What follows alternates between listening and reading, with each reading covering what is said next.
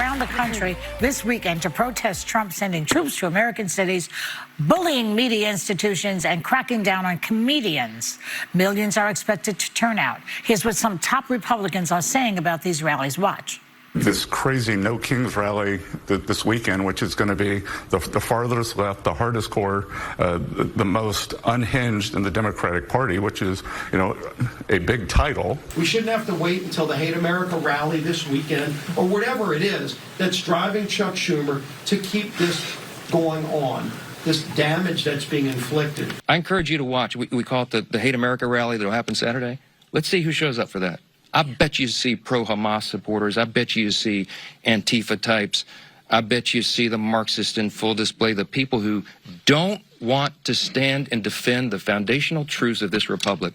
What is he so scared of? He's so scared. What's he frightened of? Well, he clearly doesn't recognize that the people who take to the streets to protest are protesting because they love the country and know that it could be great like that. But I also find that it's a little rich of Mike Johnson to kind of think of a hypothetical of who's going to show up. But that's when, you know, yesterday we spoke about the leak of the young Republicans. Yeah. This wasn't a maybe people think these things. This was a dozen young Republican leaders from different states across the country who showed us exactly who they are in writing. So I don't think now's the time to worry about who's going to be showing up at a protest. Well, unless you know that there's going to be instigators, paid instigators that show up, and then you can be that secure that that's going to be there. I was at the No Kings rally in June in Miami, and I tell you that it lifted my spirits. It was inspiring. I saw all sorts of freedom-loving Americans, all ages,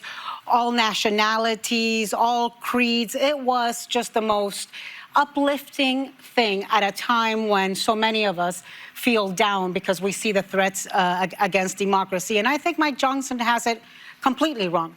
This is not about hating America. It's about loving America. It's about showing up to defend American values and democracy. You know what hating America is, or not loving America? Not loving America is not doing anything while good people are rounded up around in the streets of America, and children are sick-tied, while, you know, journalists are silenced at the Pentagon, while we are bailing out Argentina to the tune of $20 billion, and American farmers are filing for bankruptcy.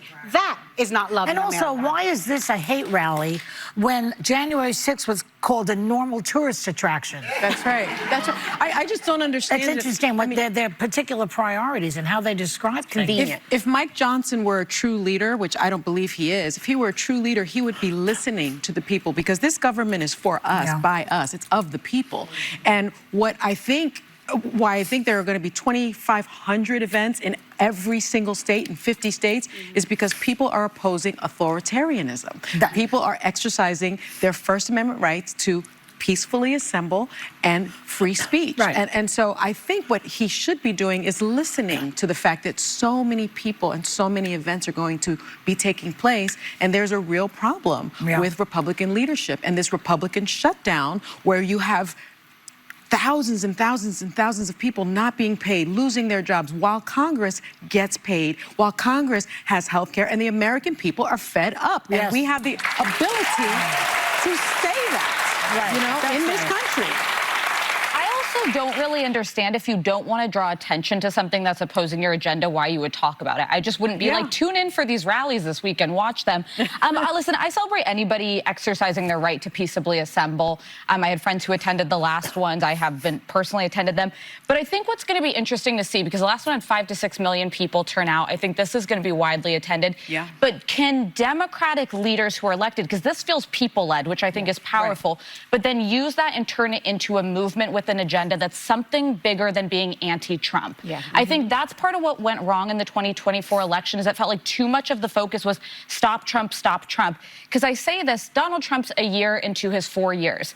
Even if Democrats take back the House, which I think they have a reasonable chance of doing, they're very unlikely to take back the Senate. They're definitely not going to win a supermajority. So this idea that you're going to stop him, like, impeachment is not coming. Like, I just want to say that. Donald Trump's not getting impeached. So it's plan for what do the next 3 years look like where Democrats are putting forward an agenda of what they're for, not just what they're against. I'll be curious if that use it as a runway, almost. Yeah. I really resent that he calls it a hate rally. I mean, I've been around. We protested the Vietnam War. Many of you remember that. Not, I guess not.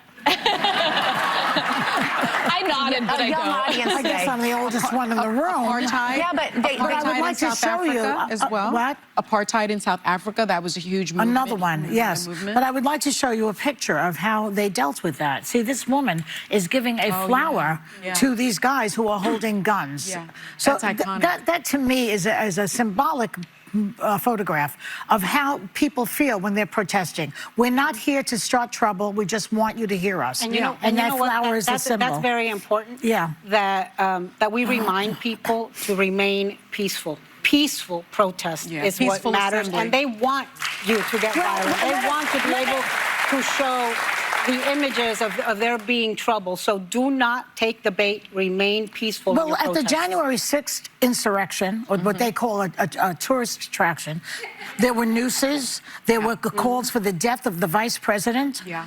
Mike Pence, who you worked for, a lovely guy, by the way. Yeah, I like I him. know. He likes you. The cops were assaulted. Yeah. Well, And they they're worried ravaged the about whole this. Capitol. And they're People died. worried about People this. died. Get your priorities straight.